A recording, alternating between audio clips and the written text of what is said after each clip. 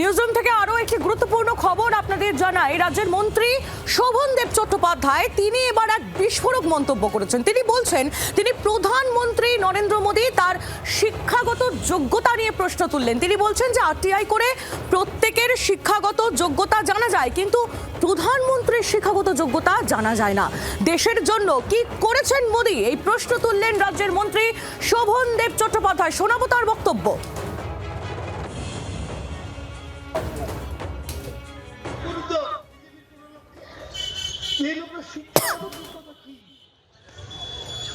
আপনার আমার প্রত্যেকটা লোকের শিক্ষাগত যোগ্যতা যদি জানতে চান তাহলে আরটিআই করতে হবে। আমরা প্রত্যেকেই দেশের নাগরিক, আমরা আরটিআই করলে সরকার আমার শিক্ষাগত যোগ্যতা বলে দেবে, কারণ আমি এমএলএ বলে দেবে। ও প্রধানমন্ত্রী, কিন্তু ও কি করলো, ও কোর্টকে ম্যানেজ করে নিয়ে জজকে দিয়ে বলিয়ে দিল প্রধানমন্ত্রীর শিক্ষাগত যোগ্যতা বলার প্রয়োজন নেই।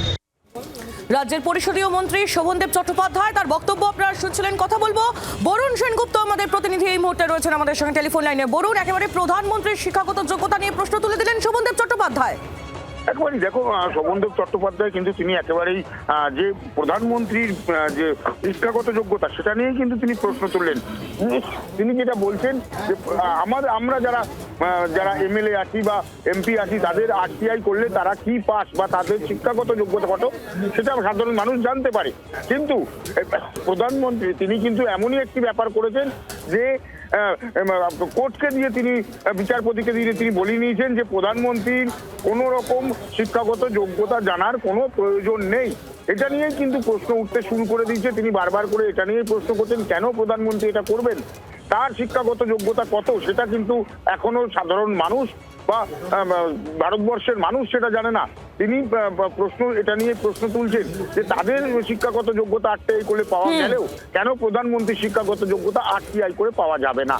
একেবারে বরুণ, তুমি নজর রাখো। ধন্যবাদ তোমায়। বরুণ সেনগুপ্ত আমাদের প্রতিনিধি ছিলেন আমাদের সঙ্গে। আমরা যোগাযোগ করেছি বিজেপি নেতা সজল ঘোষ এই মুহূর্তে রয়েছেন আমাদের সঙ্গে টেলিফোন লাইনে। সজল বাবু, শোভনদেব চট্টোপাধ্যায় রাজ্যের মন্ত্রী তিনি বলছেন যে আরটিআই করে সবার শিক্ষাগত যোগ্যতা জানা যায়, কিন্তু প্রধানমন্ত্রীর শিক্ষাগত যোগ্যতা জানা যায় না, এই প্রশ্ন তিনি তুলছেন। তার পাশাপাশি দেশের জন্য কি করেছেন মোদী, এই বক্তব্য তার মুখে আমরা শুনলাম। কি বলবেন? 4 বছর আগে যদি সঠিক সময় ভ্যাকসিনটা না দিতেন তাহলে আজকে ওনাদের 4 বছরের বাৎসরিক কমপ্লিট হয়ে যেত, ওনারা বলার সুযোগ পেতেন না দেশের জন্য কি করে। দেশের জন্য না, ওনার জন্য করেছে মোদী, ভারতবর্ষের 140 কোটি মানুষের জন্য করেছে। এক, শিক্ষাগত যোগ্যতা মোদীজির আরটিআই করে পাওয়া যায় কি না যায় আমার সত্যিই জানা নেই, কিন্তু মুখ্যমন্ত্রীকে তো পাশেই থাকে, সবসময় থাকে। একবার কি জিজ্ঞাসা করে জানা যায় যে জর্জিয়া ইউনিভার্সিটিটা পৃথিবীর মধ্যে অবস্থিত না পৃথিবীর বাইরে অবস্থিত?